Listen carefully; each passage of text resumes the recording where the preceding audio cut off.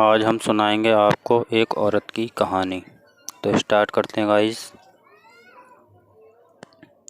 राजा हर्षवर्धन युद्ध में हार गए। हथकड़ियों में जीते हुए पड़ोसी राजा के सम्मुख पेश किए गए। पड़ोसी देश का राजा अपनी जीत से प्रसन्न था और उसने हर्षवर्धन के सम्मुख एक प्रस्ताव रखा।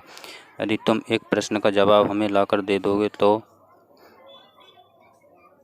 हम तुम्हारा राज्य लौटा देंगे, अन्यथा उम्र कैद के लिए तैयार रहें। प्रश्न है, एक स्त्री को सचमुच क्या चाहिए होता है? इसके लिए तुम्हारे पास 1 महीने का समय है।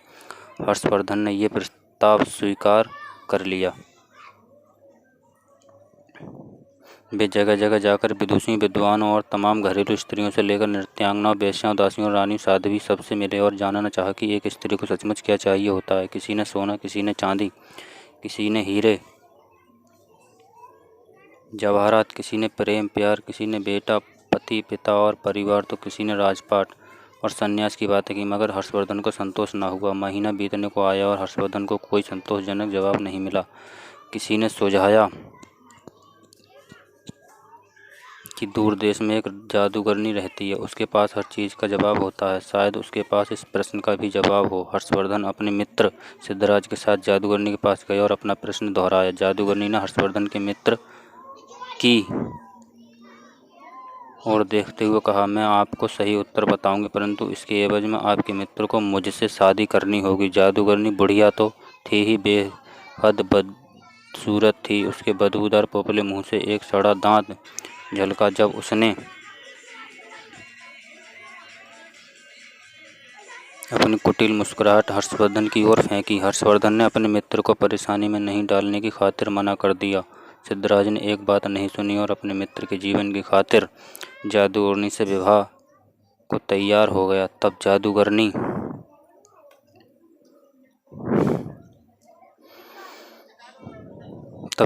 ने उत्तर बताया। स्त्रियां स्वयं निर्णय लेने में आत्मनिर्भर बनना चाहती हैं। यह उत्तर हर्षवर्धन कुछ जमा। पड़ोसी राज्य के राजा ने भी इसे स्वीकार कर लिया और उसने हर्षवर्धन को उसका राज्य लौटा दिया। इधर जादूगरनी से सिद्धराज का विवाह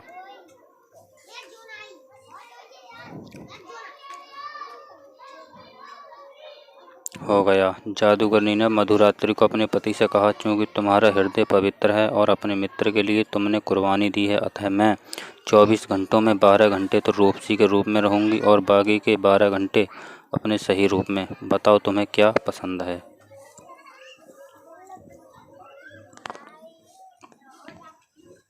सिद्धराज ने कहा, प्रिय, ये निर्णय तुम्हें ही करना है। मैंने तुम्हें पत्नी के रूप में स्वीकार किया है और तुम्हारा हर रूप मुझे पसंद है।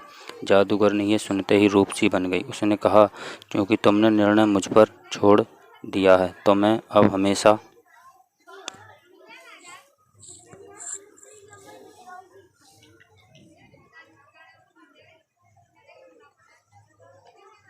इसी रूप में रहूंगी। दरअसल मेरा असली रूप ही यही है। बदसूरत बुढ़िया का रूप तो मैंने अपने आसपास से दुनिया के कुटिल लोगों को दूर करने के लिए धरा हुआ था। कथा का लोक संकेत यह है कि सामाजिक व्यवस्था ने औरत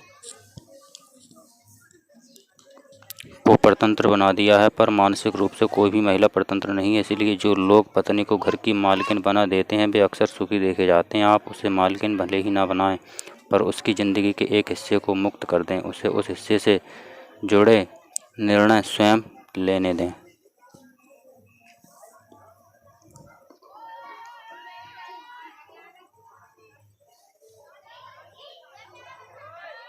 धन्यवाद।